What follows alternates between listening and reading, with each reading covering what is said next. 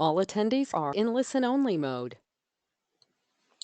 Okay, I'm just going to do a quick check. Can everyone hear me? If you could just pop yes in there if you can, and no if you can't, just to make sure I'm not talking to myself.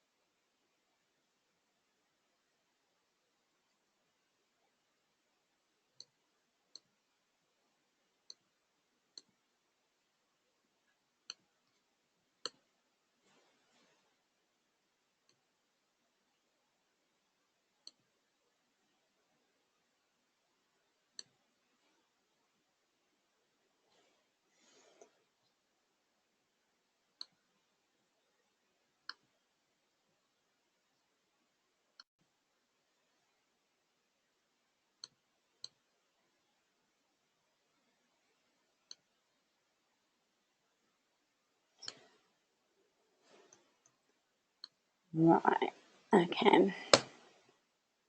So, I think most people can hear me anyway. That's sort of the general consensus. So, if I tell you a little bit about who we are. So, we formed in 2012 solely as a social media agency. We now have over 20 members of staff and around 100 clients at any point. We now specialise in a variety of services, which include social media management, email marketing, influencer marketing, branding and design, and web development, as well as photography and video. We also now do a variety of campaigns as well. So we now do live streaming with influencers. We also do gifting as well. So we do a variety of hampers too.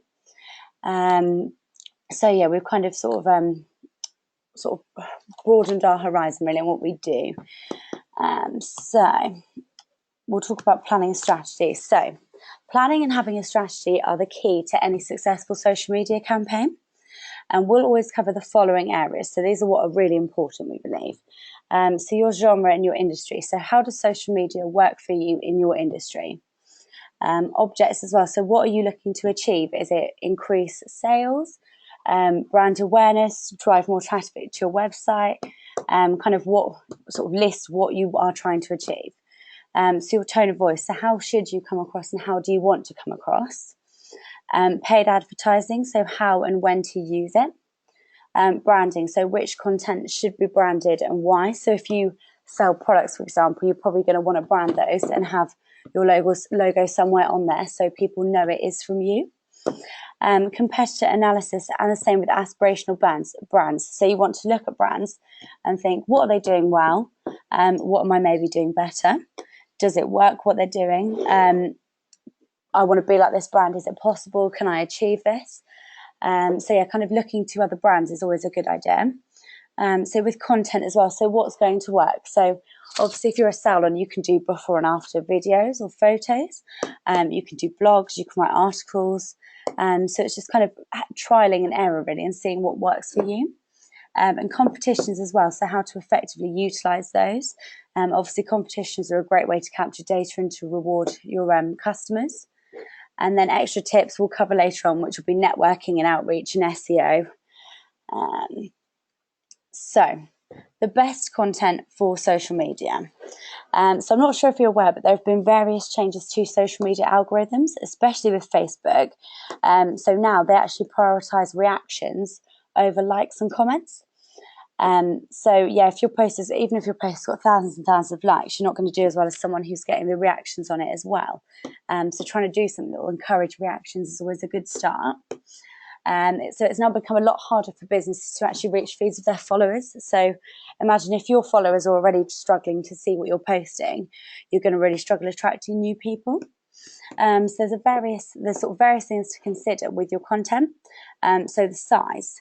So with Facebook, for example, the pixels are 600 by 600, whereas on Instagram that's different. So if you try and put the same content from Facebook onto Instagram, it won't necessarily fit properly. So it's always best just to kind of make sure everything is optimized for whatever social platform you are using. And sort of engaging, we need to make sure content's engaging. If you're just posting pictures of products or pictures of offers, your audience aren't going to be very entertained. So I mean, you could always sort of do tag someone you'd like to come and have this treatment with, and kind of encourage a bit of a response. So lifestyle and branded content. So I mean, it sounds really simple, but just make your page look nice. I mean, there's nothing more off-putting if you go on into Instagram and sort of all the posts are the same thing. People get bored of it. So if you're sort of introducing kind of a lifestyle and a bit of a story behind your brand, people kind of find it a bit more personal. And user-generated content as well. So if you've got people coming in for, say, a completely brand new haircut or a brand new hair color, you could do it so that you do a before and after video or a picture of it, and share that on your social media as well. And same for promotion as well. So I mean, by all means, share offers, share new products you've got coming on, new services. I mean, even if you've got, say, like a new stylist come to your salon, it's worth kind of just sharing it and just sort of not only promoting it but making it personal. So we've got some examples here. So this is what I mean by branded content. So if you can see here, Nikki Clark have got a hairdryer, and it's one of their own range, and they've branded it in the left hand side here on the bottom, which hairdryer is there. So obviously if you now see that image again, you're going to see Nikki Clark on there and you're going to know it's theirs. But it's the same for Stand May as well. I mean, if you look here, all the pictures they've got with ladies' hair, they've got the same background image for it and the same kind of colour and the same sort of filter. So try and kind of be consistent with it and just make it look as clean and sort of professional as you can. Because if you can see here, they're all clearly linked and you can kind of tell they all belong on the same social media channel. It's when you've got random images and they don't quite look right. So yeah, just sort of making sure you are consistent with it and making it look good is so important. Right, so capturing data. So one of the key objectives for any short or long-term social media campaign should be to capture the data of your new and existing followers. So it's proven that direct marketing, so newsletters, SMS messages, provide some of the highest return on investment figures. So it's vital to continue growing your database through the various available options. So we've listed some of these below. So you've got the social profile tab. This can be used to basically encourage people to join your mailing list via Facebook. Which obviously is a lot less hassle for people to go through your website. And you can obviously promote it through other social channels as well. We've also got competition apps as well. So like it says here, offering an incentive in return for customer data. So if I just jump to here below, you'll see here we've got sign up to receive 15% of your first order. So normally if you ask someone to join a mailing list, they're going to sit and think, well, why? So you can bombard me with emails. If you do something like this where it's 15% off or an offer of some sort, people are way more likely to sign up. I know if I visit a website and they offer 20% off my first order on a clothes shop, I will always sign up to it. And I'll often forget who that brand is, but then they'll send me an email a few days later and I'll be reminded of them and more likely to shop there. So it's all things like that to consider. Same with paid ads as well. So I mean, if you apply a budget, we normally say sort of have a budget of a minimum of £100 to spend a month, because this will help generate new leads and capturing data. And a sign up form as well. So if you've obviously got a good sign up form on your website, you can get people to enter their email address, their name, sort of anything you pop on there really just to help capture data for you. So seen examples there, and as you can see as well, the newsletters do look nice. It's worth mentioning as well to make sure they are mobile optimized, because most emails now are actually opened on a mobile device rather than in a computer. So if your email doesn't look right and doesn't come up properly on someone's phone, it might be a bit off-putting. So it's worth just checking they all do show up properly on phones as well. And if you've got any questions at all, just feel free to pop them in there and ask, and I'll get back to everyone at the end. So, paid ads. Right, incorporating paid advertising budget is very important, as we went over earlier. I mean, say for us, for example, if we were a salon in Norwich, there's no point us targeting everyone all over the world when what we do is based here. So we want to really target people in Norwich, people in the surrounding areas. So sort of bear that in mind when you do use paid advertising. There's the Facebook Pixel. Now, I don't know if anyone knows what this is, but it's a very effective tool. It's basically a cookie, and it can work on multiple devices. So say I visit someone's website and I have a quick look around and I kind of think, oh, actually, I'll go back to it later, or sort of don't have time to properly look. When I then go into Facebook, if I've done it from my phone, for example, from my browser, if I then go into the Facebook app on my phone, that will then start showing up on Facebook. So I'll start getting ads everywhere for this brand. But what's really clever with it is I can then turn my phone off. I could go and log onto my computer, and as long as my computer is still logged into my social media accounts, even though I've not looked at it on the internet browser on my computer, they will still show up on my Facebook on my laptop.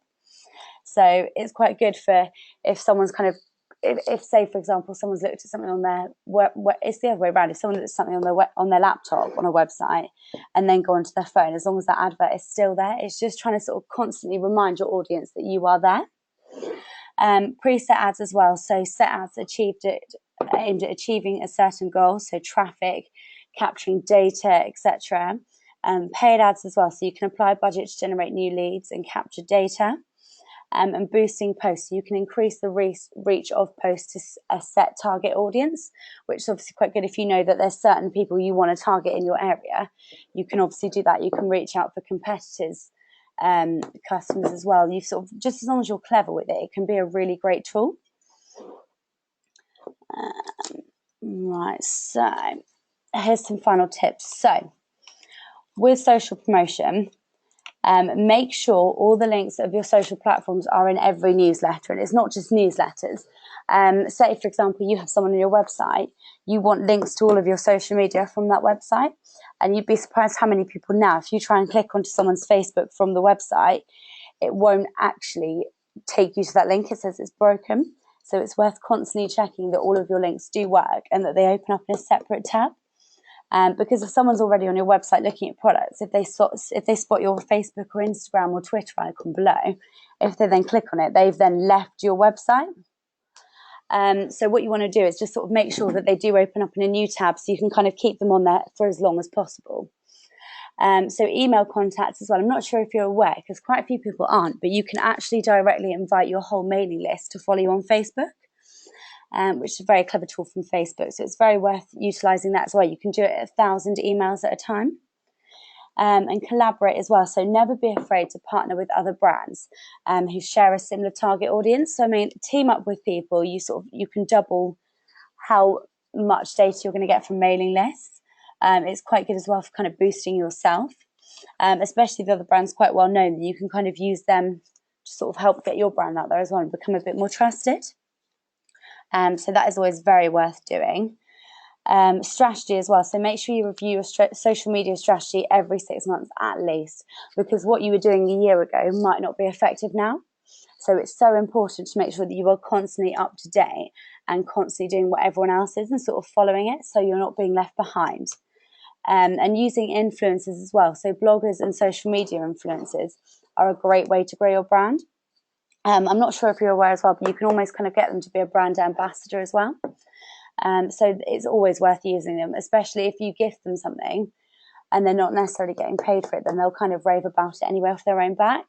And if you target specific influencers in your industry, chances are their followers are going to be interested in your services as well. So yes, bloggers is always a very good way to foster trust.